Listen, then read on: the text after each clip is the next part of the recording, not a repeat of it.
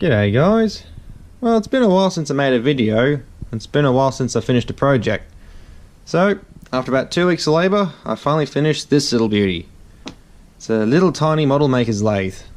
You sort of see the plans everywhere all over the internet and everything, but I thought I'd actually, buckle down and actually make one.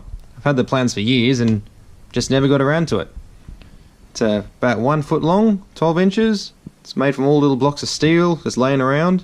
The plans say you can actually make it with a hacksaw and a drill, like a hand hacksaw and drill, but I tried doing that for about half of this and I had to give up. It was just so hard. Couldn't cut straight, mainly because I'm not that good at it, and I think this is actually stainless steel, so very tough to work with in general. Still, anyway, it's quite cute, but there's a little drawback with it. This is about model number 2, because Mark 1 of this was completely unusable. I built it exactly as they say to do in the drawings, down to every last bit, because, just for a bit of a kick, I thought I'd make it in Imperial, because being in Australia, everything's metric. So every single thread, every single size is all like 3 inches and 1/8 and stuff like that. And, it was a good learning experience, but I still prefer metric.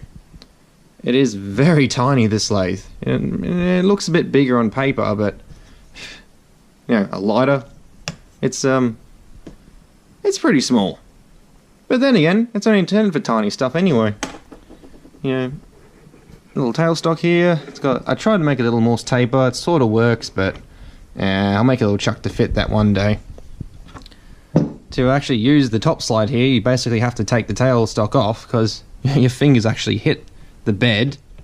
So you can only really just sort of twiddle it around to do it. But it's reasonably stiff.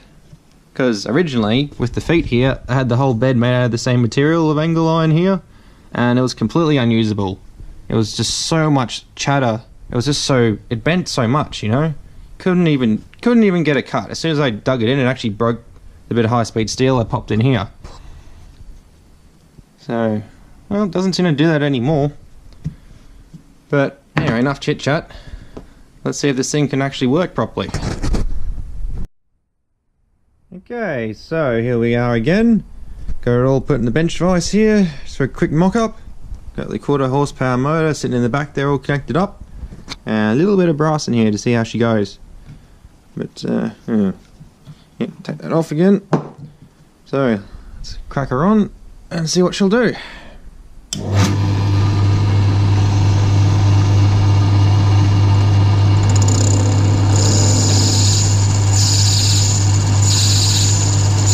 She's turning!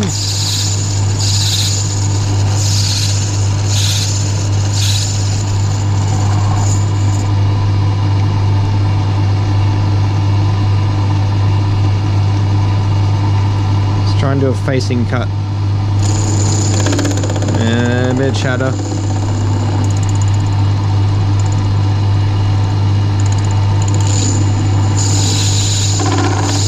Oh, lovely.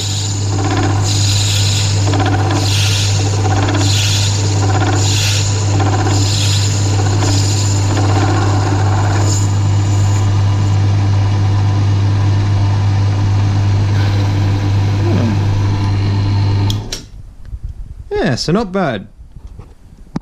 It definitely get you out of a sticky situation if you had to machine down a few tiny screw heads or something, but it is only intended for model making purposes anyway. So, after a lot of trial and effort, I finally have a nice little lathe to work with. Though, I do have another lathe that's coming in pretty soon, and it's a little bit bigger than this, a little bit older, but that's for another video. So, that's about it, and thanks for watching.